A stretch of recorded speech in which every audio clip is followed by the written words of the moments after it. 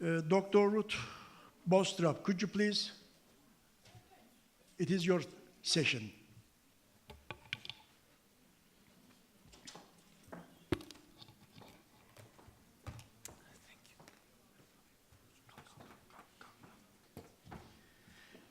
I would like to introduce yourself very briefly. Yes. Then you have 40 minutes to talk, then 15 minutes to discussion. Thank you. Okay, thank you very much. I first like to thank the organizers for inviting me here to talk about avian influenza control in the Netherlands. And as you understood from the previous speaker, the Netherlands was at the second place of governance. And then you are able to control and eradicate a disease. And I give you an example how we do that in the Netherlands. So the title of my talk is Avian Influenza Monitoring and Surveillance in the Netherlands. To introduce myself, I'm a veterinarian. I worked for 5 years at the reference laboratory in the Netherlands, and I was responsible for the control and eradication of avian influenza and Newcastle disease as head of the reference laboratory. And take a look at our country. It's really, really a small country. I don't know if you have ever been there. Has someone ever been in the Netherlands? Well, it's really, really small. And if you take a drive from the airport to here, you are almost halfway the country. So that's how big our country is. So it's really small. And you might have the question, why should we bother about avian influenza? Well, there's one big reason, and that's because we are an exporting country. The previous speaker already told that there is one main reason to be able to control and when you want to control the disease, and that's if you have to export products. We export a lot of products. Cheese, for example. Tulips. And if you have ever been to Holland, you may have seen those kind of flowers. But also products from the food industry. In fact, we are the second largest exporter of the world after the United States with a value of 94 billion euros. And this is 22% of our total export. And if you take a closer look to the Netherlands, we are like a big integrator. We have a lot of animals living there together with a lot of human beings.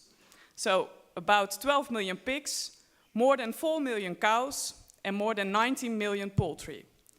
So, and they are located in very high dense areas. And we should be able to control diseases, otherwise we could not export our agri-food products. And therefore, the Netherlands is really used to strict production rules and regulations. And we do bother about animal health and also about avian influenza because it's a notifiable disease. And if you have an outbreak of avian influenza, you cannot export your products. Our company, GD Animal Health, does the monitoring of animal health in Holland. And we do that for the big livestock sector, so for pigs, poultry, and cows. And there are 3 main objectives of this monitoring system.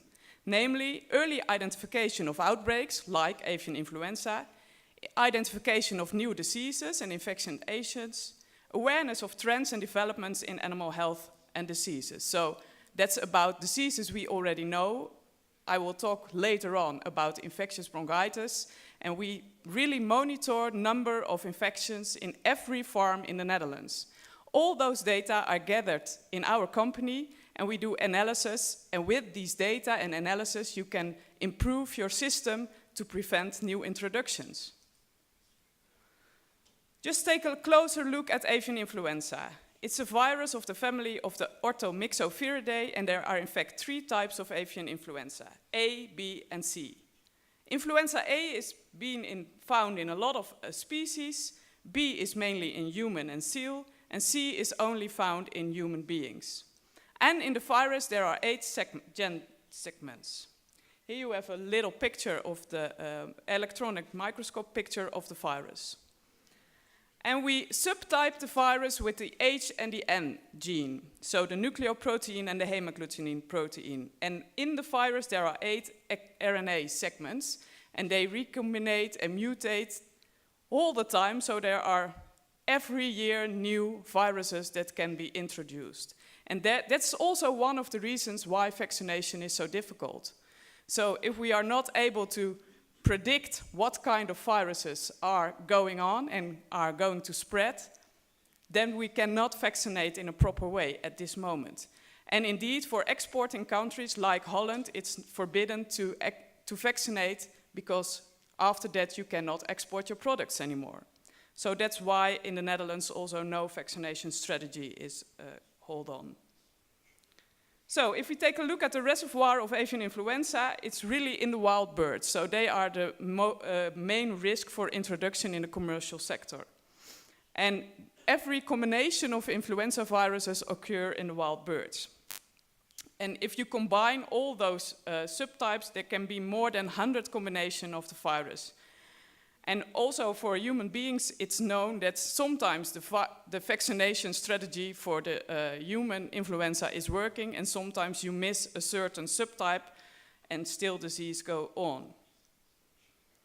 All subtypes are found in birds, so they are a continuous risk for our commercial industry for introduction of new viruses. And in the Netherlands, as was stated also for the United States, there is also a concern for a pandemic.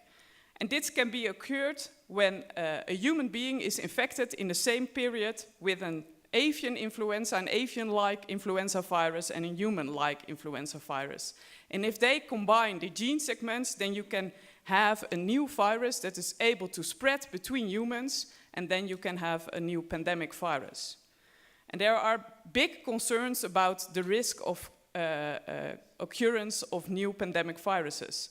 And with the continuous threat from Asia with new viruses, also highly pathogenic viruses coming over with wild birds to, for example, Europe, it's really a concern in our government and the industry.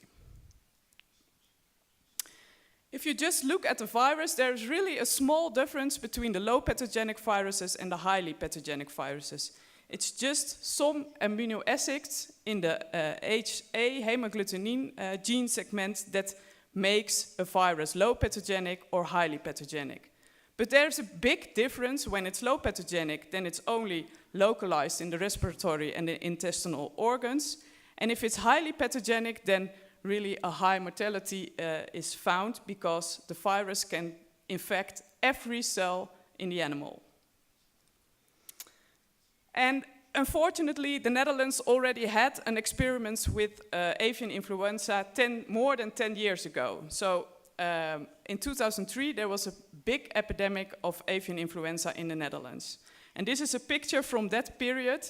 And if you talk to veterinarians who were there at farms that were infected with the highly pathogenic avian influenza, they say it's really strange. You walk through the farm and the only thing, at one moment you still see live birds, you walk and come back and they are already dead. So the high mortality in the farms is really striking if you talk about highly pathogenic avian influenza. And therefore, with that experience in 2003, the Netherlands is really going to prepare for a new outbreak, because the poultry sector, in fact, said we cannot survive an outbreak like we had in 2003 again, with 1/3 of the total population being killed and infections in human being, and in fact, there was also one veterinarian dying from the infection of the H7N7 highly pathogenic virus. Just take a closer look at that outbreak in 2003, because, well, if you look at the history, you can get your information, do a lot of research, and be prepared for new introductions. And there's a big difference between the epidemic in 2003 in the Netherlands and the epidemic we know now in Europe with the H5N8 and the H5N5. The big difference is that the introduction of a low pet was the first thing that happened in the Netherlands in 2003. On a commercial farm, the low pet virus changed it to a high pet virus. But the first farm that was infected with the low pet virus was not having any clinical symptoms because, well, there's no better vaccination than being infected with the low pet virus. After that, you are protected against the high pet viruses that was occurred there. From that first farm, the virus spread to other farms in the very dense region in the Netherlands. If you look at this middle region in the Netherlands, if you take 3 kilometers around a farm, you already have 100 other farms. It's really a poultry-dense area. And in fact, you can look at that as a big integration, and you really need to know what's going on and if there's spread of the virus. In 2003, it was almost 100 years ago that the Netherlands suffered from high-path outbreaks before that.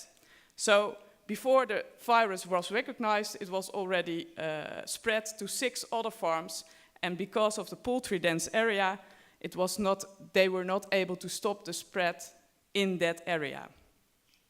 And after it spread in the middle, it also went to the south of the country, and at the end of the infectious period, it was decided to completely cull the whole poultry-dense areas from poultry just to prevent spreading. So we learned some lessons from that outbreak in 2003, and the first is very important, and we now see that we have to deal with that. I think we have to live with avian influenza, and even not only with low-path infections from wild birds, but also with high-path infections from wild birds. So influenza viruses are to stay in wild birds. There are important risk factors. High density of farms in certain regions is a risk factor, and also free-range farms. I heard the story this morning with backyard poultry and the semi-hobby sector selling eggs. One of the biggest problems of controlling a disease is that kind of, well, semi-commercial poultry houses. In the Netherlands, it's forbidden, so you cannot have backyard poultry. If you have more than a few of hundreds birds, then you are really a commercial poultry house, and you have to do the monitoring on every disease the government wants, including avian influenza. And another important thing we learned from 2003 is that early diagnosis really helps you to stop the virus spreading to other farms. If we were able to detect the virus within 24 hours, it was not spread to other farms from the moment, what we did see in 2003. So at the moment the detection was made, it was already there for 1 week or longer, and it spread to 6 farms or more in that period. In the European Union, there are strict rules according to a control of avian influenza, and every member state of the European Union has to carry out a surveillance program to detect subtypes of H5 and H7 in different species, both the low-path and the high-path, because of the experience of the Netherlands, but also, for example, in Italy, that low-path viruses can mutate to high-path viruses and give big outbreaks. And every farm that is detected being positive of a H5 or H7 virus has to be culled. And it's really a focus on the commercial sector to prevent new introductions and big outbreaks. In the Netherlands, we do a lot more than is required by the European Union. Because we had the experience in 2003, and the poultry sector said, well, we will not have an outbreak like that anymore. We will not survive it. Therefore, there are 3 types of surveillance in the Netherlands. We have the syndromic surveillance, which is mainly important for the detection of acute infections of highly pathogenic avian influenza, and also a low pathogenic avian influenza which give clinical symptoms. We have an early warning program which is really unique in the world, I think, and I will explain what it is somewhat later. And we have a very intensive monitoring program which is based on antibody detection against mainly low-path viruses. Take a closer look at the 3 types of surveillance in the Netherlands. The syndromic surveillance is just to detect high-path influenza strains and low-path which give clinical signs, and you have some values. If you have more mortality than the percentage are given here, then you have to inform the national, the veterinary states, and they will visit the farm, take samples, and look whether the virus is on the farm. Also, when you have a severe reduction in egg production, you have to notify whether that you have a suspicion on avian influenza. And the same is for reduction in water and feed intake. In these cases, samples are directly submitted to the reference laboratory for PCR diagnostics, so molecular diagnostic, to see whether there is avian flu on the farm.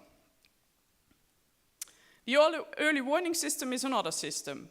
In the syndrome surveillance, if you notify the veterinary state authority, then the farm will be closed, there is no transport from the farm or to the farm, and only until you have your diagnosis. So if it's really negative or positive, then, well, if it's negative, then the farm will be opened again.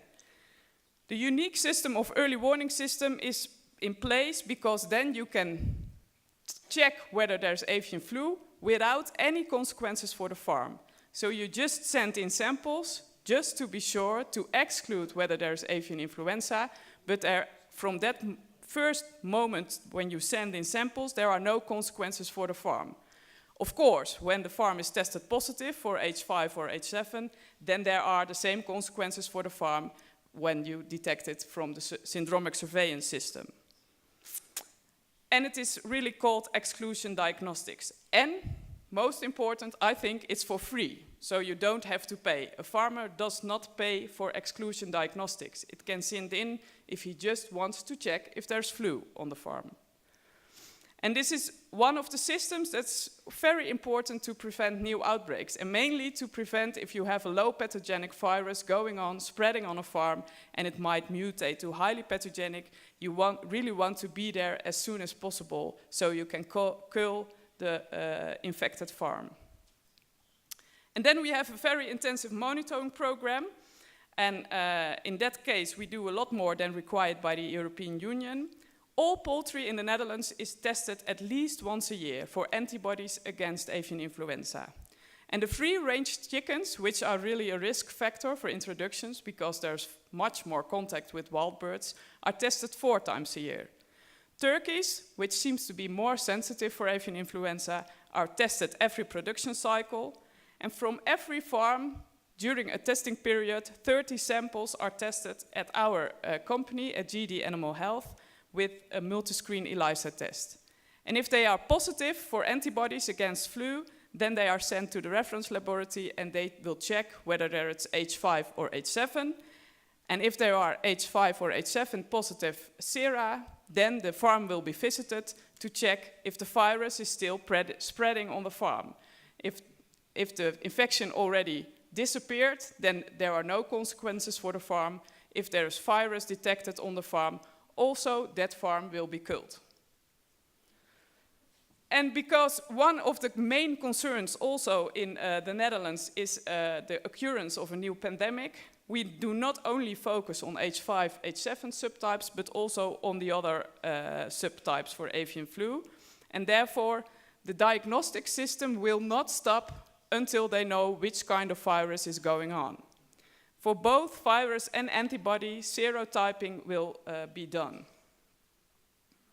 And if you see a certain virus spreading, which might be a threat for human health, then the Food and Safety Authority will inform public health organizations. So with this monitoring system, you get a lot of data, because every poultry farm is tested at least every year. We already detected over the last 10 years more than 200 introductions of avian flu. And these are only the low pathogenic avian flu. I'm not talking about the last introductions of highly pathogenic avian flu. These are the low pathogenic avian flu introductions of every subtypes, H1 till H16. And in 19 cases, as you can see here, the virus of H5 or H7 was detected and the farm was killed. And although it seems to be very good that you have a certain system, we also realize that free-range farms and the public opinion about welfare also influences that we might have more introductions coming years.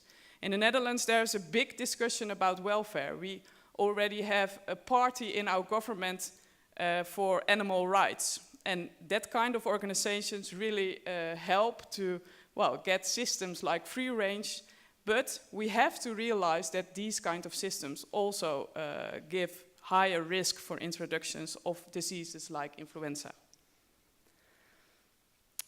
Well, during the outbreak of 2014, I worked at a reference laboratory in Lelystad, dealing with the first suspicion on a farm in Hekendorp.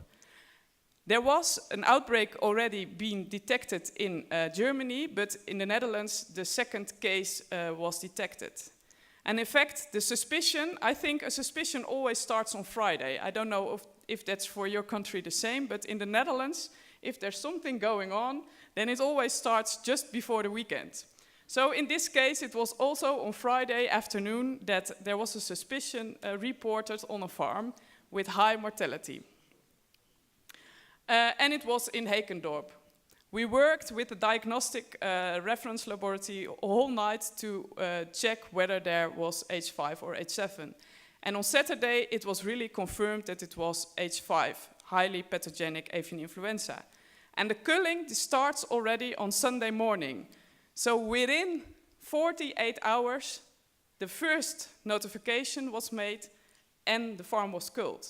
And I think that's really important. And in a country like the Netherlands, where you have really those poultry-dense areas, there's one big issue, that's that you have to prevent spread from one farm to the other. That was what happened in 2003. There was an introduction in such a poultry-dense area that the virus already spread from one to another farm, and there was a big outbreak. And now we learned from that experience, and the diagnosis and culling was done within 48 hours. There was a complete standstill in the whole of the Netherlands. 72 hours, no transport, no from and to farms. So we really have rules what we have to do when there's a new outbreak. Unfortunately, it was not just one case in 2014. After 5 days, there was a second case in Ter Aar, and the third and the fourth case were in Kamperveen. They were in the same street. And the last case at 29th of November was in Zoeterwoude. And, well, I already told you that the Netherlands is a very small country, so the distance between the different cases was a maximum of 92 kilometers. But it was not in the poultry-dense area, and I think we were lucky with that. And if you take a look at the Netherlands, then you already see a lot of water here. But if you take a closer look from the middle water areas, then this is really the water-dense area of the Netherlands, so from northeast to southwest, and this part of the Netherlands, there is less water. So I think the risk for introduction was really related to the place where a lot of water is in the Netherlands. But there was a big question from the government at this period. Is there spread of the virus? Because we already had 5 introductions in a short period of time. It was a question, was there contact between farms that we didn't detect? Or are there single introductions from the wild bird population? So there seemed to be no links. The Food and Safety Authority checked contacts, but there seems to be no links between the 5 cases in the Netherlands, and there seemed also not to be there was no contact tracing, showed no indications for connections with the outbreaks in other parts of Europe or Asia. And it was important to know whether there was spread between farms, because when you know that there's spread between farms, then you really have to control your transport and that sort of things better than when you think of single introductions from wild birds. So therefore the question was, were the outbreaks on the 5 Dutch poultry farms caused by separate virus introduction or by transmission between farms? And the aim of the study was unravel the possible routes of transmission of the Dutch high-path virus by sequencing and temporal phylogenetic analysis. And here you see the results of that analysis we did to answer the question of the government whether there was spread between farms. The sequence differences were very small for the 5 viruses we detected on the affected farms, and all 5 sequences derive from one or more virtual precursors and are not descendant of each other. If they were descendant of each other, as we saw in the outbreak of 2003, then you can say that there is spread between farms, because one virus will always descend from the other if you have spread from the virus. And because they were separate located from one descendant, it was concluded that there was no spread, except for the cases in Kamperveen. Here you have the timeline of the introductions in 2014. The origin of the H5N8 viruses already was in September 2007 and June 2008 in Asia. And the common ancestor of the European and the Japanese isolates was estimated to have emerged in the summer of 2014. And here you see the Dutch cases. They are coming over there. And 4 of the 5 Dutch strains were differently located in the lineage 1. And both viruses of Kamperveen, diverted only in the first week of November, consisted with a possible transmission between both farms. So, and these farms were located only 500 meters from each other, so it might be logical that the virus spread between those farms, but there can be one other reason that the virus was almost the same in those farms, is that they were infected by one population or one bird, which was flying over both farms. So we concluded that there were 4 separate introductions and 1 between farm transmissions located 500 meters from each other. If we take a look at the introductions we have right now in Europe, they are still the same viruses originating from the same virus as we had in 2014. And I think there's a big difference in the way they control the virus infections in Europe. For example, in the Netherlands, we already had 10 outbreaks of the H5N8 this year, but there was never a spread reported between farms. In example, in France, there is really spread between farms going on right now. So a lot of introductions and spread between farms.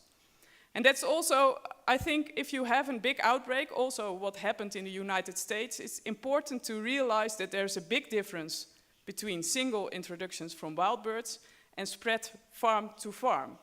Because when you are able to prevent spread farm to farm, then the outbreak might be better controlled than when they're spread between farms. So the system of early diagnosis and prevention of spread between farms is very important. With all those data, we can do a lot of analysis. And in the Netherlands, we call it meten is weten. So that's the Dutch word for the numbers tell the story. And you, maybe I cannot read it, but I hope it tells the same. And with the data of the intensive monitoring program, we did a lot of analysis. And I will show you some of those analyses. We calculated the risk of introduction of low-path viruses on different types of poultry farms. And here you see the different poultry types, the layer indoor farms, layer outdoor farms, the meat turkeys, the turkey breeders, meat duck, and the duck breeders. And the risk for introductions was always compared to the layer indoor farms. And here you see that layer outdoor farms had almost 8 times higher risk for introduction of low-path viruses. But you also see that meat turkeys and turkey breeders have higher risk for introductions, and also duck species have higher risk for introductions. And there are several explanations for the differences in risk. Of course, if you take a look at the layer outdoor, there is more direct and indirect contact with wild birds. Turkeys seem to be more sensitive, so I think there's less virus needed for an infection in turkeys. And ducks, for example, if ducks, which is a lot of people think that ducks are very important risk for introductions from the wild bird species. And of course, the meat ducks are, as a species, very closely related to wild ducks, and the virus might be adapted more to meat ducks and have more risk for introduction in that kind of poultry sector. And there was a question from the commercial poultry sector in the Netherlands, because there were a lot of cullings of low pathogenic viruses in the Netherlands, and they said to our institute at that time, I was working there, are there more introductions nowadays than a few years ago? So we tested the number of introductions over the years. And here you see the relative risk of introductions, and here on the x-axis you see the years, from 2007 until 2013. And indeed, the number of introductions on layer outdoor farms seem to increase. So there seem to be more virus from the outside going to the farms. And it's only for outdoor farms, so it's no difference between the indoor and the outdoor farms, but because we compared it to the indoor farms, it was also important to know whether the number of introductions decreased in the indoor farms, because it was a relative risk. And here the blue line represents the layer indoor farms, and you see a slight decrease over the years of number of introductions of low-path viruses. And in the outdoor farms, you see an increase of number of introductions. So both happened. The number of introductions in outdoor farms increased, while the number of introductions in indoor farms slightly decreased. But we also see that some farms are really able to keep out influenza introductions. Here you see again the layer indoor, because they were the reference category. They were set at 1, at a relative risk of 1. And here you see, again, layer outdoor, but here you see the layer breeder farms, which have a 5 times lower risk for introduction compared to layer indoor. And again, you have the meat turkey and the duck breeder. So you can conclude that some farms are really able to prevent introduction of influenza. And the main reason might be that they have better biosecurity. If you are really able to prevent introductions of the virus by direct or indirect contact, then you have really less risk for introductions of avian influenza. So, some main conclusions from these analyses are that every year there was a higher risk in outdoor layer farms and farms with turkeys and ducks. And the low-path introductions increases over time on outdoor farms, and the relative risk for broilers, I didn't present it in the table, was also 5 times lower compared to the layer indoor farms, which was the same for the layer breeder farms. Dus these kind of poultry types are really able to prevent introductions of avian influenza. And as I said before, there are some possible risk factors. Of course, the free-ranging, biosecurity, and if you have an inadequate biosecurity, then you have more risk for introductions. And some species seem to be more susceptible for introduction or virus infection with avian flu. And these data, it's a very intensive program, but these data help countries like the Netherlands to improve surveillance systems. If you know that certain categories of poultry farms have higher risk of introduction, then you can change your monitoring program and do it risk-based. So that's one of the reasons why our outdoor farms are checked more than the indoor farms, just because there is a higher risk for introduction of low-path viruses. And again, they want really prevent an outbreak as we had in 2003. And I think with the occurrence of highly pathogenic avian flu viruses in wild birds, as we see last 2 years, we need those kind of systems to be, to prevent outbreaks like we had in the Netherlands and like we also saw in the United States in 2015. And that was my presentation about avian influenza. Are there any questions? Thank you very much, Dr. Ruth. You have finished your speech earlier, 10 minutes earlier than appointed time. Thank you very much for that. Süresini normal sürenin 7 dakika altında tamamladı. Şimdi soru ve cevaplar kısmına geçiyoruz. İskender Bey ilk defa parmağını kaldırdı. Ona soru hakkı veririm. Konuşma, mikrofon gelsin sonra.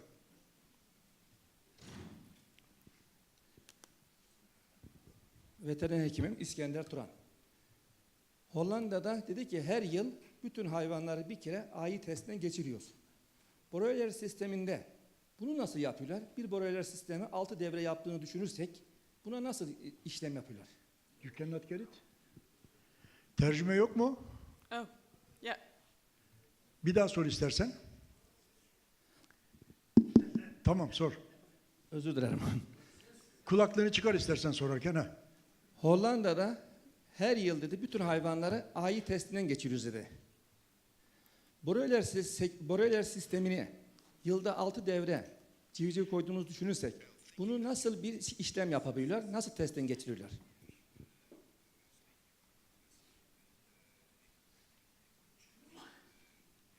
Veya Kaçıncı günde bunu test yapıyorlar? 45 günlük bir yaşam süresi olduğunu düşünürsek.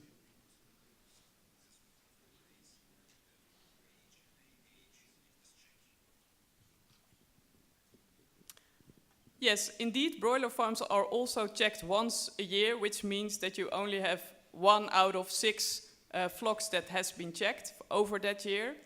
And if they check the farm, then they do that at the end of the production cycle at week 6 or 7, depending on what age they are slaughtered. But with the other types of programs we have, so the surveillance and the early warning system, we really sure that we will not miss any clinical outbreak of avian flu, although you might have missed some of the introductions in broiler farms because they have a production cycle which is shorter than a year. That's true.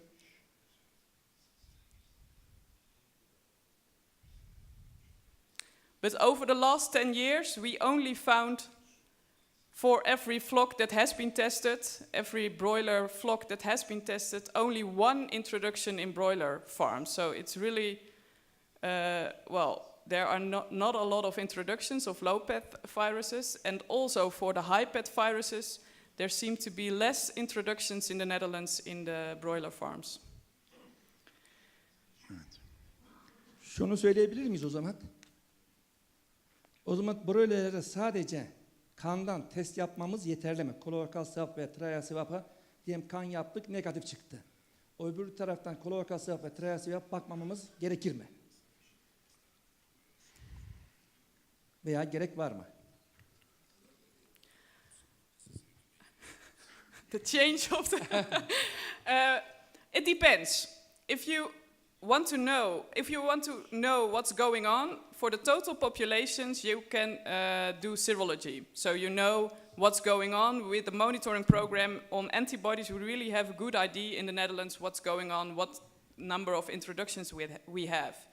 And if you have a healthy population, it's of no use to do PCR because you just select 20 or 30 animals and a low pet virus can still be there and you will miss it because animals seem to be healthy. And therefore we have that intensive monitoring program based on antibodies because, well, we check at the end of the life cycle and then you do also a random selection of animals. But in fact, we most of the time see that if they are really serological positive, then 90 to 100% of the animals is positive. So the introduction of the virus is already disappeared, and we know that there was a virus, but it was just cleared. The infection was cleared, but we really see antibodies. And we also discuss a lot in the Netherlands if it's of use to test before slaughter. In times of outbreaks, you really do not want to transport infected animals. So every time we have outbreak conditions, like we had in 2016 and we had in 2014, the questions rises whether it's useful to test in clinically healthy flocks doing PCR diagnostics. And I don't think it's very useful because if you don't see any sick animals, you don't know which animals you have to select and you will not find the virus. In the Netherlands, if there is an introduction of a virus, I just talk about high pet viruses. That's important to realize. If you want to see, if you see clinical animals, then it's easy. Then you have to do PCR because you will find the virus then. And you can select your animals based on disease. In the Netherlands, the first outbreak was in a duck farm this year, in 2016.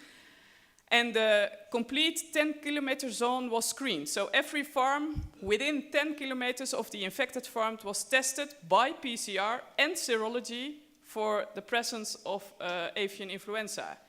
At that time, every farm was negative in that 10-kilometer surrounding. After 3 days, another duck farm there was a suspicion on another duck farm within that region, and it was PCR positive. So that also indicates that if you check in clinically healthy farms, then it's difficult to, well, you must be lucky to just detect that first duck which is already infected. So the combination of serology and PCR diagnostic in the syndromic surveillance is important, I think, to have a good surveillance program. Thank you very much. Erol Bey, Yeter. yani bir tane önemli olduğu için, borrelia sektörü için herkesten özür dileyerek tamam şunu bir sormak istiyorum. Şimdi diyelim ki kan testinde ne kadar çıktı? Klinik olarak kümeste herhangi bir şey yoksa bunun da yani klorokal swab yapmaya, PCR yapmaya gerek var mıdır? Bir dakika, anlaşılmıyor. Okey, özür dilerim. Yes, now I hear, do you hear me? Tamam, sor şimdi. No. Can you repeat the question, please? Şimdi hayvanlardan kan aldık, kan sonuçlarımız negatif. Ama klinik olarak da kümeste herhangi bir ölüm de yok. Bunu tekrardan PCR'a veya klorokal swab'tan bakmaya gerek var mı? Kendi şahsi düşüncesini soruyorum. Teşekkürler.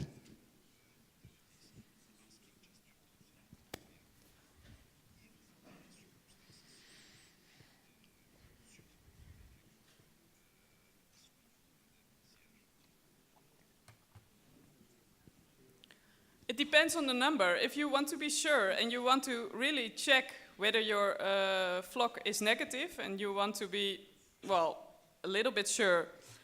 If you, for example, test 20 animals, there can still be more than 50% of the animals can be infected and you can miss it with that kind of random sampling. If you increase the number of animals you test in your selection, then the percentage which can be infected will decrease. But you need a lot of animals in your selection to really go nearby a risk of zero having no infection. So that's the biggest problem. If we say, if you want to check a healthy flock for the presence of the virus, then you should at least test 60 animals per epidemiological unit, so per farm. You should test at least 60 animals. And then you still have a chance that you will miss an infection of 5% or something like that. Thank you. Başka soru sormak isteyen var mı? Buyurun. Kulaklık gelsin, mikrofon gelsin. Kendinizi tanıtın lütfen. Ufuk Yılmaz, İkonagro.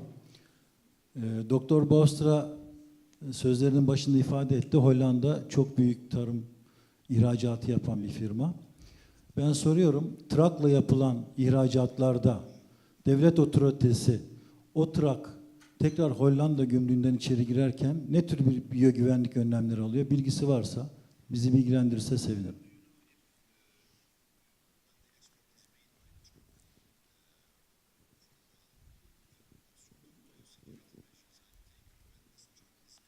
Yani boş kamyonu mu demek istiyorsunuz?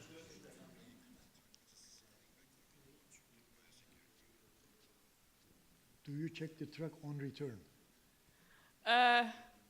I think, well, it depends if there's an outbreak situation or not. And also if there's an outbreak situation in the neighboring countries. So if we have outbreaks in Germany, for example, right now, then there will be a closer look to the contacts between those countries, for example, with trucks. I'm not sure whether what exactly will be done, but at least the wheels will be disinfected and twice, I think, on the place and just before they go to another farm in the Netherlands again. And in the Netherlands, during this outbreak, we had a strict regime of biosecurity, which was said that every person who wants to visit a farm had to come clean and had to go clean. So they had to shower before entering a farm, and they had to shower before leaving the farm. The first shower is to prevent introductions from other farms, and the second shower, when you leave, is to prevent spread from, if the farm already was infected, then you prevent spread to another farm if you want to visit another farm. And within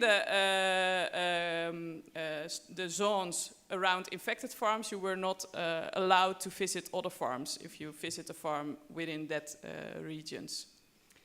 There are really strict rules now between countries. I'm not aware of the details, but well, in the European Union, if there is an outbreak reported, then immediately strict rules are there to prevent spread from one country to the other, because there is a free transport normally on products. Okay, thank you very much. Başka sorumuz var mı? Siz de buyurun sorun sorunuzu.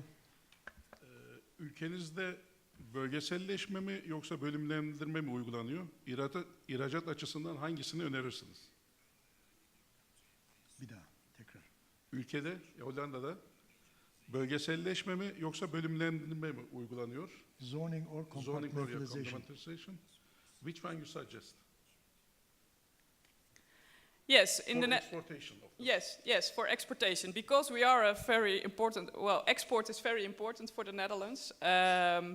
We already had a list of regulations which can be applied in case of an outbreak. It's not that it's really it's already exactly known what's going, what the government will do in case of an outbreak, but there are some possibilities, and one of the possibilities to do is regionalization, and in that case you can, after a period of time, then the rest of the country can be free for export, and only the region of the affected farm is still closed for exporting products. So that's in 2014 the country was divided in 4 regions. And the main reason for that, making that 4 regions, was to prevent spread from the water-rich areas to the poultry-dense areas. Because our poultry-dense areas are really in the regions where is less water. So we saw that the introductions were mainly in the regions with a lot of wild water birds, and we said we have to prevent spread from that part of the Netherlands to the other parts, and therefore there were 4 regions just to control everything within the regions until slaughter, so you could not come out of the region for transport or of that sort of things. And we hope that we could prevent introduction to the poultry dense area in that way. Teşekkür ederiz. Bir katkıda da ben bulunmak istiyorum. Şimdi anladığımız kadarıyla free range dediğimiz bu gezen tavuklar bu işin baş belası. Siz dediniz ki Hollanda'da free range tamamen kapatıldı. I will ask questions step by step. Şimdi benim okuduğum bir artikıla göre Avrupa Birliği'nin tamamında free range içeri kapatıldı. 12 hafta süreyle. 12 hafta sonra bu yasaklama kalkacak mı? Yoksa devam edecek mi? Ülkenin hayvan sağlığı açısından güvenliğini sağlanması için en önemli faktör bu yasağın kalkmaması. Kapalı alanın muhafaza edilmesi. Bu konuda politik olarak bu hayvan refahı grupları üzerine etkiniz ne safhada?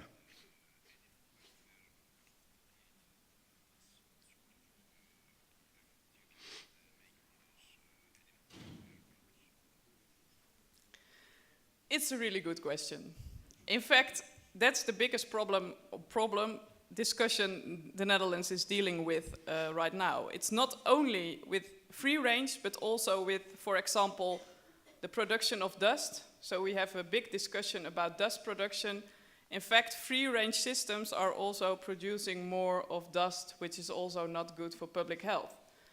And if you remember that you also have the risk for a new pandemic, then I'm really concerned that the people who are saying we need welfare are also saying we don't want a new pandemic and we don't want dust. So that are 2 opinions in one person's most of the time. So somebody has to pay for it. Who? Yeah. The animal health, the human health, which one? Not the consumer right now. That's the biggest problem. Yeah. So they do say that sort of things. And your other question about a 12 weeks period, it already was, the 12 weeks period was already there, and they are still indoors. Mm-hmm. So now the free range eggs are sold as normal layer eggs, and that's really a financial problem for the individual farmers who normally get more money for free range eggs, of course. Bir diğer noktada Wait, still cannot speak Turkish. Okay. Bir diğer nokta da şu, üzerine dokunmak istediğim. 2003 yılında Hollanda'da kuş gribi hastalığı çıktığında burada bu hastalığın yayılmasında en büyük faktörlerden bir tanesi veteriner hekimlerdi. Ne düşünüyorsunuz? Doğru mu bu? Biyogüvenlik olarak yeterli önlemi almadan bunlar geziyorlardı. Köpeksiz köyde silahsız geziyorlardı.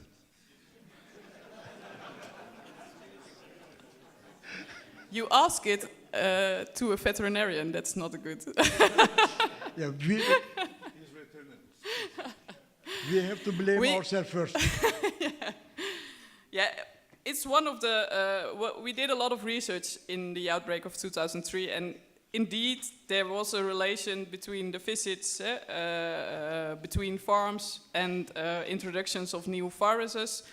I'm not sure whether it was also the conclusion of the outbreak of influenza, but in fact, for example, the big outbreak of classical swine fever in the Netherlands, it was also assumed that state veterinarians who visited infected farms and then went to other farms to control whether there was virus, and a few days later there was virus, then you should ask the question, was it there before or after the visit of the veterinarians?